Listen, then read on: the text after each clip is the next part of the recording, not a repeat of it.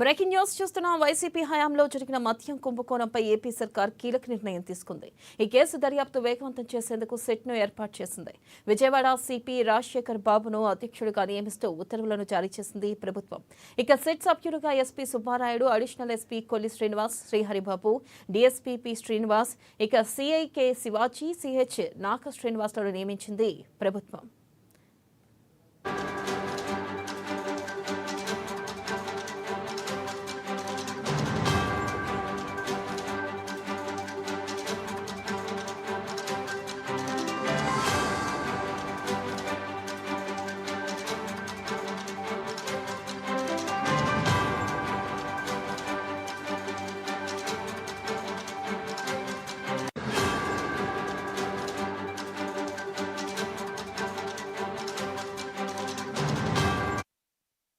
ఇక ఈ కేసులో దర్యాప్తు జరుగుతున్న క్రమంలో దర్యాప్తు వేగవంతం చేసేందుకు సిట్ ఏర్పాటు చేయాలని డీజీపీ పంపిన ప్రతిపాదనల మేరకు సిట్ ఏర్పాటు చేస్తూ ఉత్తర్వులను జారీ చేసింది ప్రభుత్వం.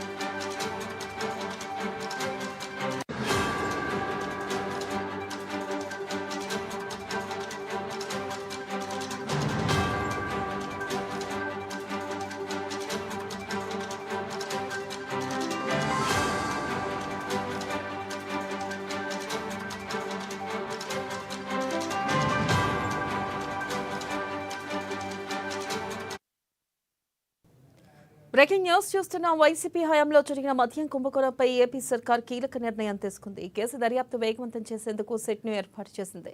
ఇక విజయవాడ సిపి రాజశేఖర్ బాబును అధ్యక్షుడిగా నియమిస్తూ ఉత్తర్వులు జారీ చేసింది. దీనిపై మరింత సమాచారాన్ని మా ప్రతినిధి మురళి అందిస్తారు. మురళి, మద్యం కుంభకోణంపై ఏపీ ప్రభుత్వం అయితే సిట్ 7 అధికారుల బృందంతో అయితే సిట్ ఏర్పాటు చేస్తుందని చెప్పుకోవచ్చు. గత ప్రభుత్వం హయాంలో సాగిన మద్యం దోపిడీపై సిట్ అధికారులు 7 అధికారులతో అంటే ఒక ఎస్పీ స్థాయి అధికారి, అలాగే ఒక నాన్ క్యాడర్ ఐపీఎస్, అలాగే ఒక అదనపు ఎస్పీ, ఒక డిఎస్పీ, 2 సిఐలతో అయితే సిట్ అధికారుల బృందాన్ని అయితే నియమించింది.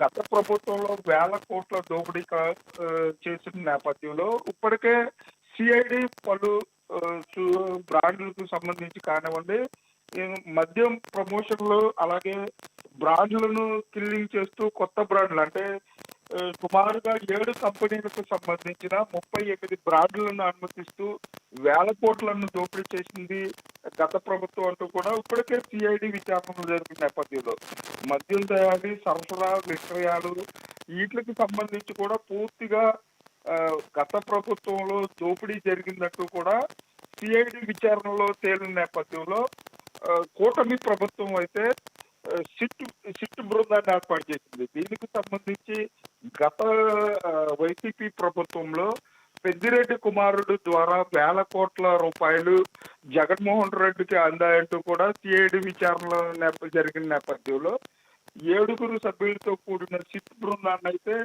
ఏర్పాటు చేశారని చెప్పొచ్చు. గత ప్రభుత్వానికి సంబంధించిన మద్యం కుంభకోణంలో సమగ్ర విచారణ కోసం ఈ బృందాన్ని ఏర్పాటు చేశారని చెప్పుకోవచ్చు.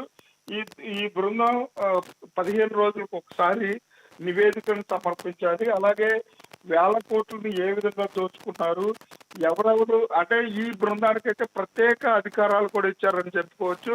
ఎవరినైనా దర్యాప్తు చేయొచ్చు, అలాగే ఎవరినైనా సరే సాక్షులను కూడా విచారించే అధికారాన్ని ఇచ్చారు. అలాగే సిట్ అన్ని ప్రభుత్వ శాఖలకు సహకరించాలంటూ కూడా ప్రభుత్వం ఆదేశాలు జారీ చేసింది.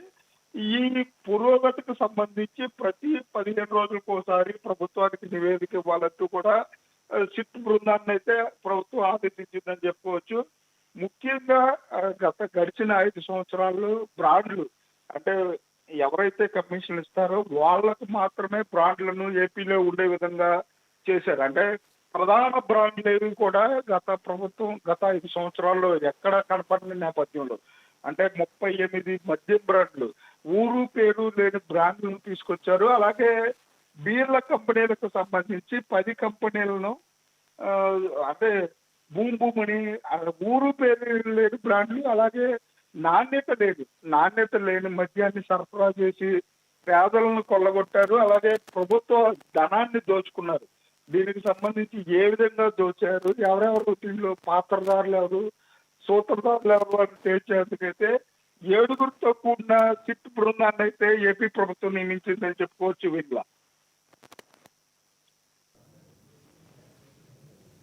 Right, thank you Murali.